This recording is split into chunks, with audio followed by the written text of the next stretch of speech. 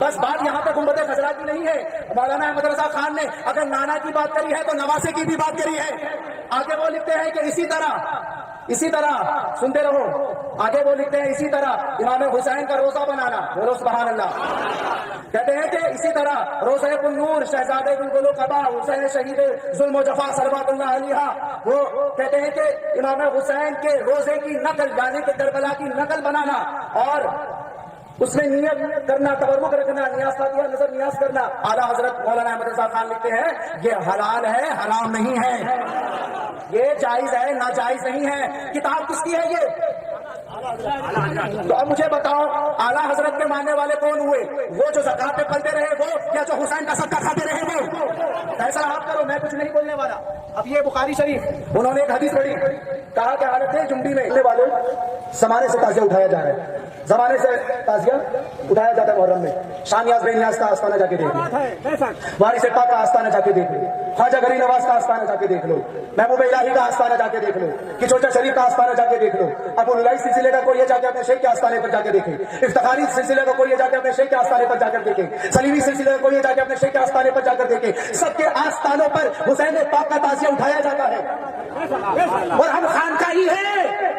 ہمیں دلیل کے لیے مدرسے اور افطار کی ضرورت نہیں ہے. ہم نے دین مولویوں سے نہیں، خانقاہوں سے پایا. ہمیں دین کسی مفتی نے نہیں. السلام علیکم ورحمۃ اللہ. سامعین کرام، ابھی آپ لوگوں نے سنا کہ ساجد نجمی نے کہا کہ اعلیٰ حضرت نے کربلا شریف کے گنبد کے نقشے کو بنانے کو جائز کہا ہے. تو ہم لوگ بھی اس بات سے بالکل متفق ہیں کہ اعلیٰ حضرت نے ایسی بات کہی ہے، مگر یا پھر اپنی بات کو آگے بڑھاتے ہوئے اعلیٰ حضرت کے اس قول کو وہ آج کل کے تاجیہ داری کو صحیح بتانے کی کوشش کر رہا ہے. یہ شخص اتنا بڑا بدبخت ہے، جب یہ اسٹیجوں میں بیٹھ کر پروگرام کرتا ہے تو اعلیٰ حضرت کی تعریف کرتا ہے، انہیں اعلیٰ حضرت اور فاضل بریلوی کہتا ہے، مگر جب آپ اس سے پرسنل بات کریں گے تو یہ معاذ اللہ اعلیٰ حضرت کو ماں بہن کی گالیاں بکتا ہے. اس کی ریکارڈنگ میرے پاس موجود ہے. اور رہی بات آج کل کے تاجیہ داری کی، تو اعلیٰ حضرت نے اپنے فتاوی رجوع شریف کی 24ویں جلد میں تاجیہ کے تعلق سے بہت سارے سوالوں کا جواب دیے ہیں، اور انہوں نے بار بار تاجیہ داری ڈھولک کو منع کیا ہے. فتاوی رجوع شریف کی 24ویں جلد کی میں نے تقریباً پیج نمبر 490 سے 511 تک پڑھا ہے.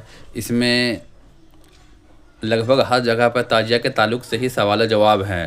میں چند اسکین کاپی کو اس میں لگا رہا ہوں، آپ لوگ بھی دیکھیں.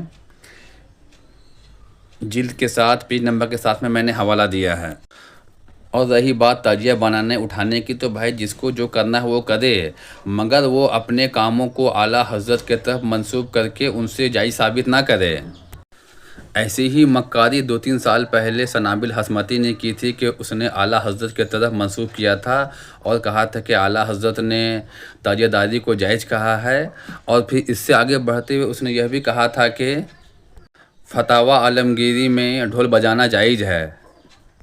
اب ایسے جاہل لوگ جب قوم کا رہبر بن جائیں گے تو یہ لوگ معاذ اللہ ایسے ہی بیہودہ حرکت کریں گے اور سنیت کا تماشا بنائیں گے. اور حقیقت میں یہ لوگ سنی کے لباس میں یہ لوگ پکے رافضی ہیں اور اپنے رافضیت کو پھیلا رہے ہیں. پھر آگے اس نے کہا کہ ہم نے دین مدرسوں سے نہیں بلکہ خانقاہوں سے سیکھا ہے. اب کیا آج کل کے خانقاہوں میں کچھ ایسے رسومات کیے جاتے ہیں جو بالکل قابل قبول نہیں ہیں. بقول ساجد نجمی کے اس نے دین مدرسوں سے نہیں بلکہ خانقاہوں سے سیکھا ہے. اب دیکھیے یہ وارث پاک کا یہ پاک آستانہ ہے، کچھ وارثی کہلانے والے لوگ یہاں پر ہولی کھیلتے ہیں، تو کیا ساجد نجمی کے حساب سے یہ بھی جائز ہے؟